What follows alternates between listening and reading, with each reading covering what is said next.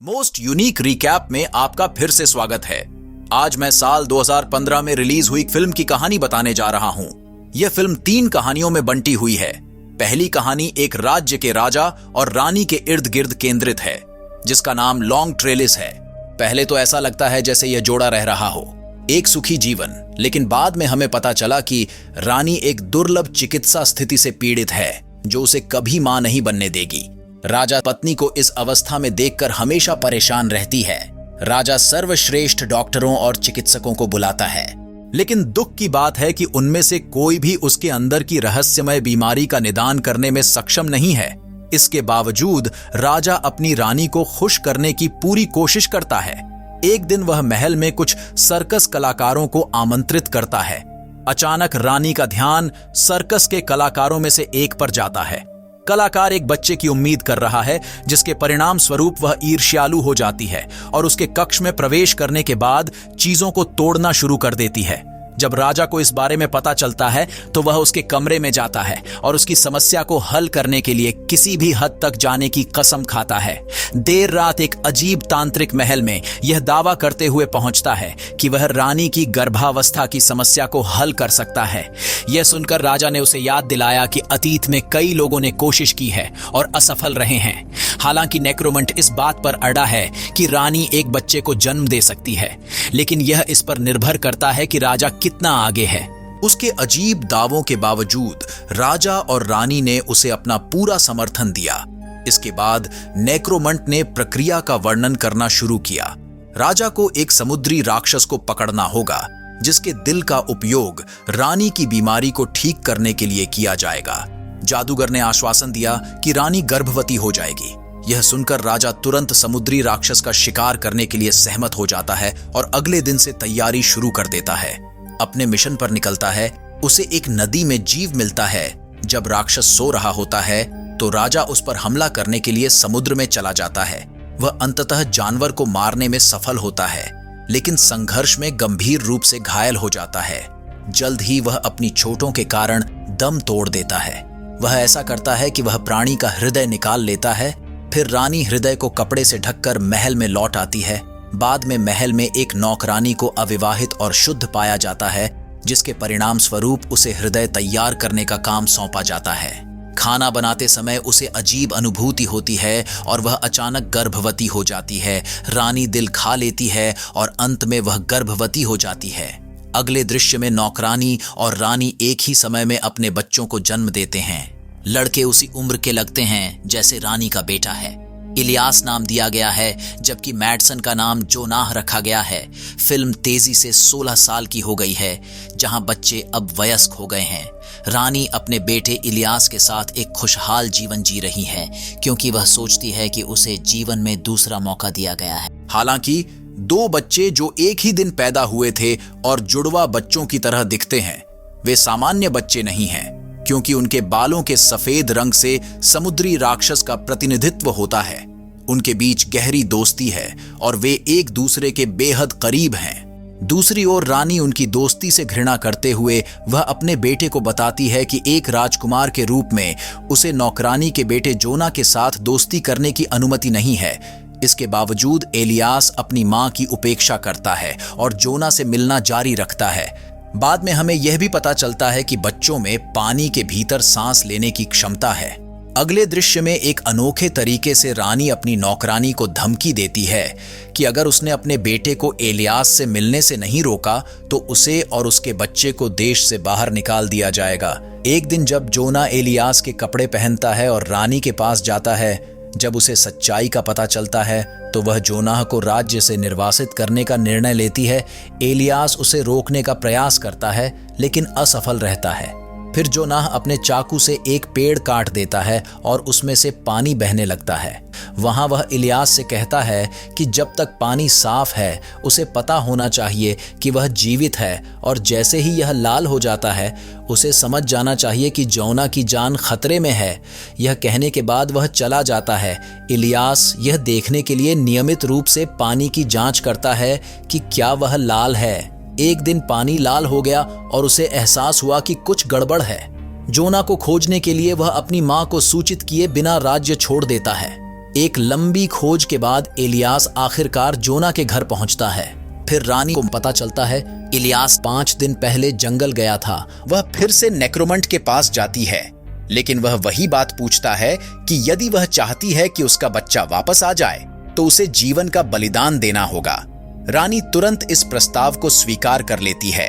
कहीं और जोना को एक गुफा के अंदर घायल देखा जाता है। एक उड़ता हुआ प्राणी हमला करता है और उसकी चीख सुनने के बाद इलियास उसे मारने का प्रयास करता है।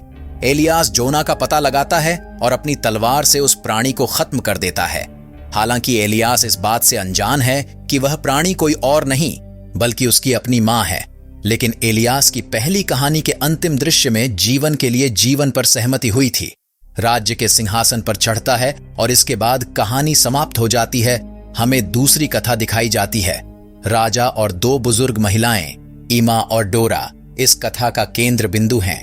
राजा एक अत्यंत कामुक व्यक्ति है जो लगातार महिलाओं से घिरा हुआ वह हर समय भारी शराब पीता है और अभी तक अपनी रानी का पता नहीं लगा पाया है। ऐसा कहा जाता है कि उसके पास इतना प्रभाव और भाग्य है कि वह किसी से भी शादी कर सकता है। बाद में हमें 2 बुजुर्ग बहनों से मिलवाया जाता है जो महल के पास रहती हैं। उनमें से एक का नाम है डोरा और दूसरी है आइएमए। डोरा एक चतुर और स्वार्थी महिला है जबकि एमा सीधी है। एक सुबह राजा ने डोरा को गाते हुए सुना और तुरंत उसकी आवाज से मोहित हो जाता है, जिसके परिणाम स्वरूप वह जल्द ही उससे मिलने का फैसला करता है। राजा अपने दिमाग में महिला पर एक नजर डालने के लिए उनके दरवाजे पर जाता है। वह सोचता है कि डोरा युवा और सुंदर है। जब वह दरवाजा खटखटाता है तो बहनें घबराने लगती हैं। उनका मानना है कि अगर राजा को उनके स्वरूप के बारे में पता चलेगा तो वह क्रोधित हो जाएंगे। कुछ देर सोचने के बाद आखिरकार उन्होंने एक योजना बनाई और डोरा ने राजा से 1 सप्ताह के बाद वापस आने का अनुरोध किया ताकि वह अगले दृश्य में अधिक सहज हो सके। बहनें बहुत प्रयास करती हैं। कठिन अपनी उंगलियों को युवा और सुंदर बनाए डोरा अपनी उंगलियों को जड़ी बूटियों से ढकती है, लेकिन वे अभी भी एक बुजुर्ग व्यक्ति की तरह दिखती हैं। लेकिन दूसरी ओर ईएमआई ने कई दिनों तक अपनी उंगली को अपने मुंह में रखा था और परिणाम स्वरूप यह आज काफी अच्छी और युवा दिख रही है। 1 सप्ताह बीत चुका है और यह राजा की यात्रा का दिन है। जब राजा वहां पहुंचता है तो डोरा अपनी उंगली के बजाय एमा की उंगली दिखाती है। अब राजा अपनी भावनाओं को नियंत्रित करने में सक्षम नहीं है और मानता है कि उसे अपने जीवन का प्यार मिल गया है। हालांकि बहनें और अधिक चिंतित हो जाऊं, क्योंकि अगर राजा को उनकी सच्चाई के बारे में पता चला तो वह संभवतः उन्हें समाप्त कर देगा। बहुत सोचने के बाद डोरा ने एक शर्त रखी कि वह राजा के साथ तभी सोएगी जब पूरी तरह अंधेरा हो और अगले दृश्य में राजा सहमत हो जाए। ईएमआई सख्त होने लगती है। डोरा के शरीर पर गोंद लगा दिया गया ताकि ऐसा लगे कि यह एक युवा लड़की का शरीर है। आधी रात को मंदिर के एक रक्षक डोरा को लेने आते हैं जबकि महल में अंधेरा होता है। राजा डोरा के साथ सोता है, लेकिन सुबह उसे पता चलता है कि उसने रात बिता दी है। एक साथ बूढ़ी और बदसूरत महिला क्रोधित हो गई। उसने अपने गार्डों को डोरा को खिड़की से बाहर फेंकने का आदेश दिया। सौभाग्य से वह जंगल में गिरने से बच गई। डोरा जादू देखती है। एक चुड़ैल वहां आती है और उसे अपनी शक्तियों से ढूंढती है। चुड़ैल डोरा को लंबे बालों वाली एक खूबसूरत युवा महिला में बदल देती है। अगले दिन राजा शिकार के लिए जंगल जाता है और उसे पहली नजर में युवा डोरा से प्यार हो जाता है। वह उसे अपने महल में लाता है और उसे रानी बनाने का फैसला करता है। डोरा को नहीं पता कि वह एक युवा लड़की में कैसे बदल गई, लेकिन वह अपनी बहन को याद करती है, वह ईएमए को अपनी शादी में आमंत्रित करती है, जो वह अभी भी अपनी नई उपस्थिति के बारे में अविश्वास में है। जब ईएमए ने पूछा कि वह युवा कैसे बनी, डोरा ने व्यंग्यपूर्वक उत्तर दिया कि उसने अपनी पुरानी त्वचा को छील दिया है। हालांकि ईएमए इसे सच मानती है और एक लोहार के पास जाती है ताकि वह एक हार के बदले में अपनी पुरानी त्वचा को छील सके। लोहार प्रकट होता है। वह एमा से भी अधिक मूर्ख है। वह उसे जंगल में ले जाता है और उसे एक पेड़ से बांध देता है और अगले दृश्य में उसकी सारी त्वचा उतार देता है। एमा नाजुक स्थिति में महल में लौटती है और वह जल्द ही कहीं और मर जाती है। वह जादू जिसने दरवाजे को एक युवा लड़की में बदल दिया नहीं है। लंबे समय तक वह बूढ़ी होने लगती है क्योंकि उसकी त्वचा मुड़ने लगती है। जब उसे पता चलता है कि वह बूढ़ी हो रही है तो वह महल से भाग जाती है। कहानी एक दुखद नोट पर समाप्त होती है क्योंकि डोरा पूरी तरह से अपने पुराने रूप में बदल जाती है। इसके बाद हमें तीसरी कहानी दिखाई जाती है जो एक राजा के बारे में भी है। राजा एक अजीब स्वभाव का है क्योंकि उसकी रानी का बहुत पहले निधन हो गया था। उसकी वायलेट नाम की एक अविवाहित बेटी है जिससे उसने कभी सच्चा प्यार नहीं किया। एक दिन राजा को अपने हाथ पर एक परजीवी कीट दिखाई देता है जो उसका खून चूस रहा है। इसे दूर भगाने के बजाय अजीब राजा है बस इसे खुद खाने देता है।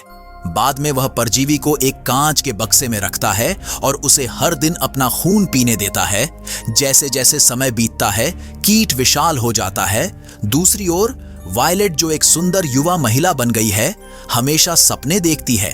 एक राजकुमार के बावजूद गैर जिम्मेदार राजा उसकी परवाह नहीं कर सकता था क्योंकि वह हमेशा अपने परजीवी पालतू जानवर के साथ व्यस्त रहता था। दुर्भाग्य से एक दिन परजीवी बीमार हो जाता है और मर जाता है। इससे राजा तबाह हो जाता है, इसलिए वह उसकी त्वचा उतार देता है और अपनी बेटी से कहता है कि अब समय आ गया है, उसके लिए एक पति ढूंढो। वह कहता है कि वह एक प्रतियोगिता आयोजित करने जा रहा है और जो इसमें जीतेगा वह उससे शादी करेगा। यह सुनकर वायलेट खुश हो जाती है लेकिन थोड़ी परेशान भी होती है क्योंकि वह अपने दम पर एक पति ढूंढना चाहती थी। इसके बावजूद वह सहमत हो जाती है। राजा के फैसले पर जल्द ही पूरे राज्य में प्रतियोगिता के बारे में घोषणा की गई। राजा ने अपने महल में परजीवी की त्वचा प्रदर्शित की और घोषणा की कि जो कोई भी कीट के नाम का अनुमान लगा सकता है वह जीत जाएगा। कई लोग कोशिश करते हैं लेकिन कोई भी सही उत्तर नहीं दे पाता क्योंकि उस कीट ने कभी ऐसा नहीं किया। इतना बड़ा और बूढ़ा हो गया तभी महल में एक अजीब दिखने वाला राक्षस प्रकट होता है। वह भी प्रतियोगिता में भाग लेना चाहता है और राजा झिझकते हुए उसे अनुमति दे देता है। फिर राक्षस त्वचा को सूंघता है और सही उत्तर का अनुमान लगाता है। यह सुनकर वायलेट भाग जाता है और खुद को समाप्त करने का प्रयास करती है। हालांकि राजा ने उसे यह कहकर शांत कर दिया कि वह अपना वादा नहीं तोड़ सकता है, कोई अन्य विकल्प नहीं बचा है। वायलेट अंततः अगले दृश्य में सहमत हो जाती है। राक्षस वायलेट को पहाड़ों में दूर ले जाता है जहां वह रोती है।